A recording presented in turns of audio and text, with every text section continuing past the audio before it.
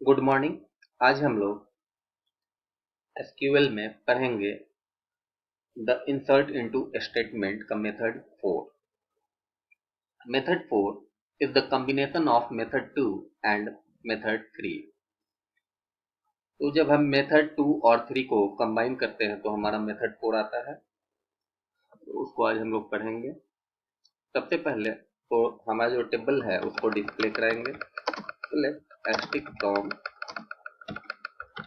Student, ये हमारा table display हो गया। और इसके बाद इसमें इंसर्ट करेंगे, इंसर्ट इनटू स्टूडेंट। और यहाँ पे कॉलम नेम्स लेंगे जिन कॉलम्स में हमको डाटा स्टोर करना है। Roll name and date of birth. Roll name and date of birth मैंने इसलिए लिया है क्योंकि रोल में प्राइमरी की लगा है और primary key is a combination of not null and unique constant. तो नॉट नल लगा है रोल में, तो इसको तो हम लोग खाली नहीं छोड़ सकते हैं, इसमें डाटा वैल्यू डालना ही डालना है, इसलिए रोल लिया। नेम में भी नॉट नल लगा हुआ है कांस्टेंट, और डेट ऑफ बर्थ में भी नॉट नल कांस्टेंट लगा हुआ है। बाकी दो कॉलम्स हमने छोड़े हैं, तो वो है एड्रेस और class.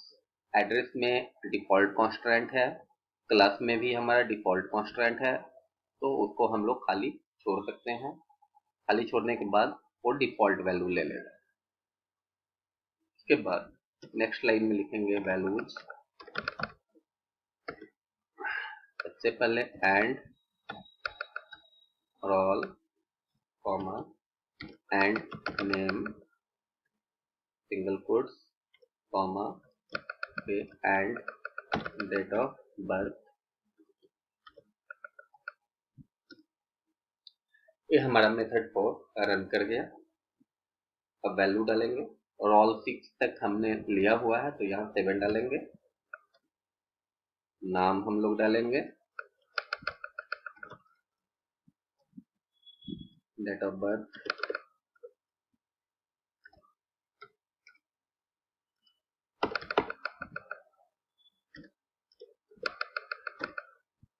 One row created, message आ गया वन रो क्रिएटेड का। उसके बाद फिर से फॉरवर्ड स्लैश रन कराएंगे। काफी हाई स्पीड हम इंसर्ट कर सकते हैं इस तरीके से। Name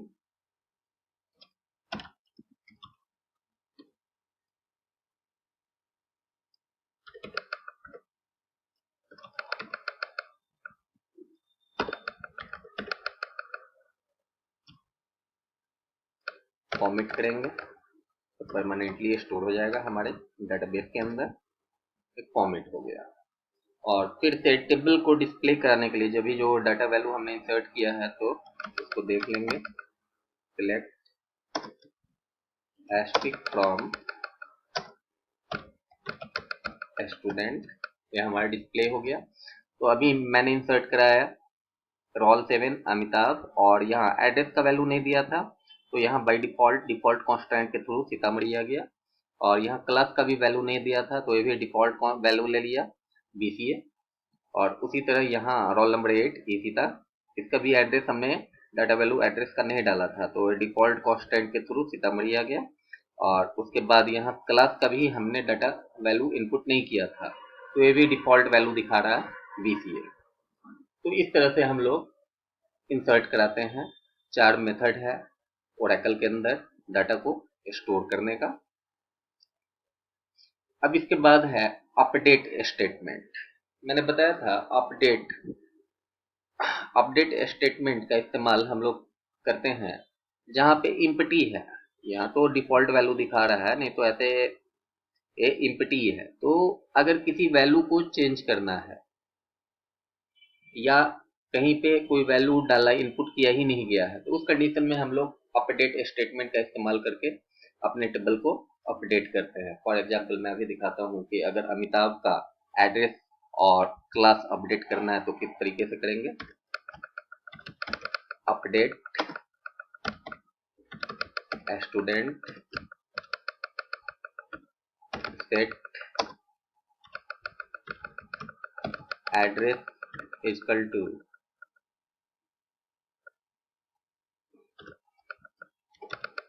Mumbai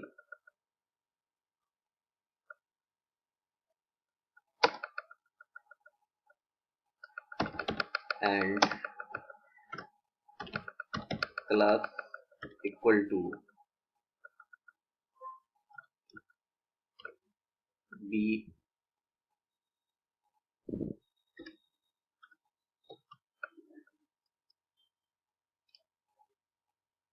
BSC।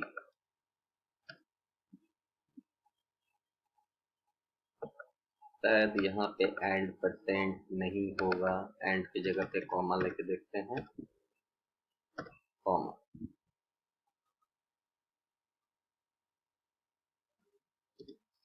के बाद हम लोग वेयर क्लॉज का इस्तेमाल करेंगे। Where roll equal to 7, 1 row updated. ठीक है, तो हमारा रो अपडेट हो गया। अभी तक के जो रोल 7 का वैल्यू सीतामढ़ी दिखा रहा है और क्लास का वैल्यू बीसीए दिखा रहा है। अब देखते हैं कि वो वैल्यू अपडेट हुआ कि नहीं हुआ।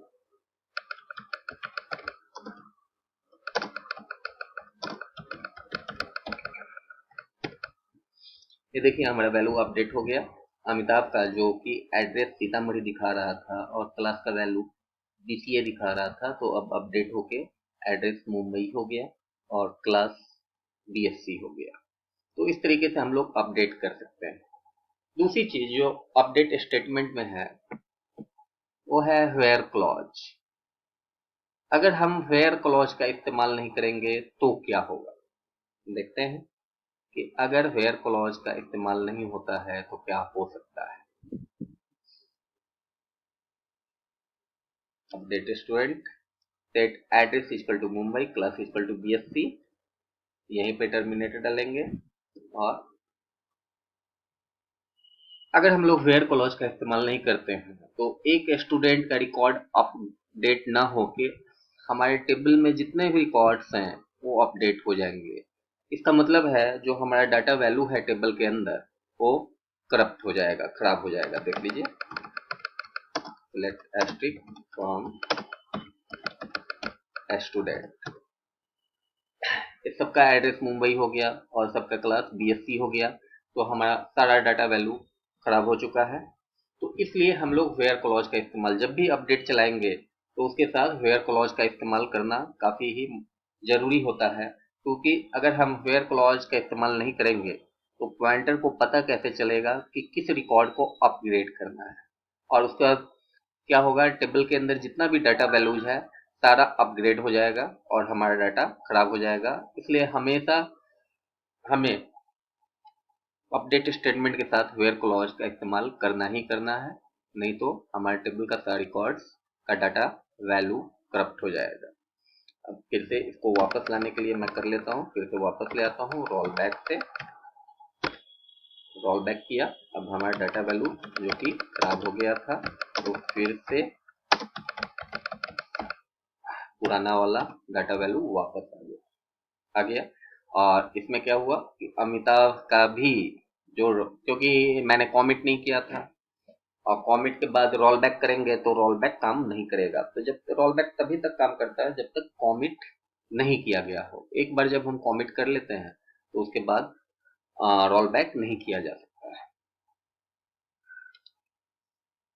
अब आगे फिर से अपडेट करते हैं। Update student set address equal to Mumbai comma class equal to BSc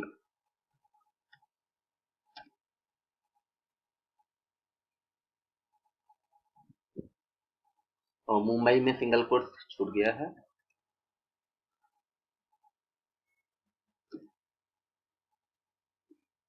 ये हमारा यहाँ पे सिंगल कोट्स छूट गया, उसके कारण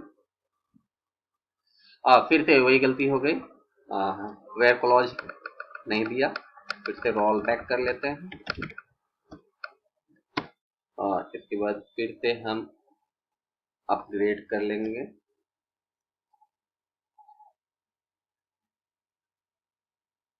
अपडेट स्टूडेंट और इसके बाद वेयर क्लॉज।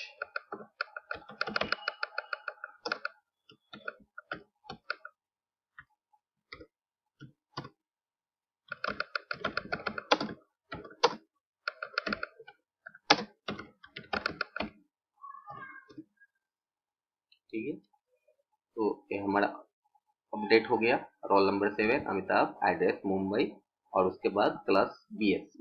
तो ये हमारा अपडेट स्टेटमेंट है। इसके बाद आप लोगों को बताया गया था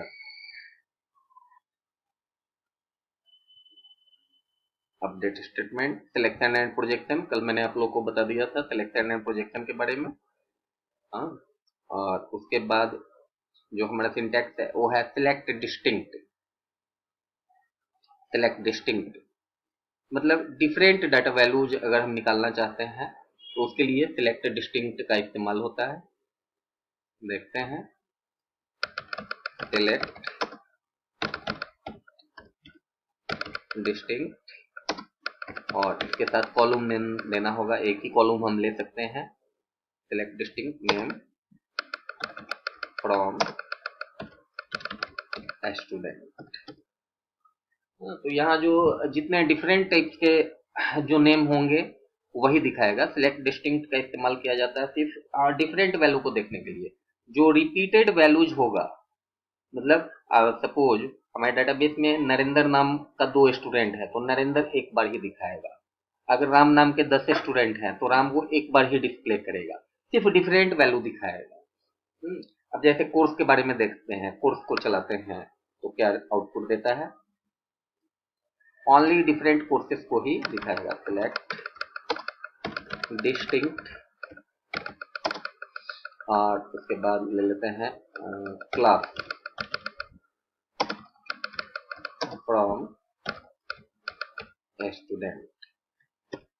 तो हमारे अभी तक हमारे जो भी स्टूडेंट है वो या तो BCA में है या BSc में है या BBA में है, तो सिर्फ डिफरेंट वैल्यू दिखाया। जबकि रिकॉर्ड्स हमारा 8 रिकॉर्ड्स इंसर्टेड है डाटाबेस टेबल के अंदर, लेकिन उसमें जो कोर्स क्लास है तो BCA के स्टूडेंट्स है, BSc के हैं और BBA के हैं, तो ये सिर्फ डिफरेंट वैल्यू को दिखाता है।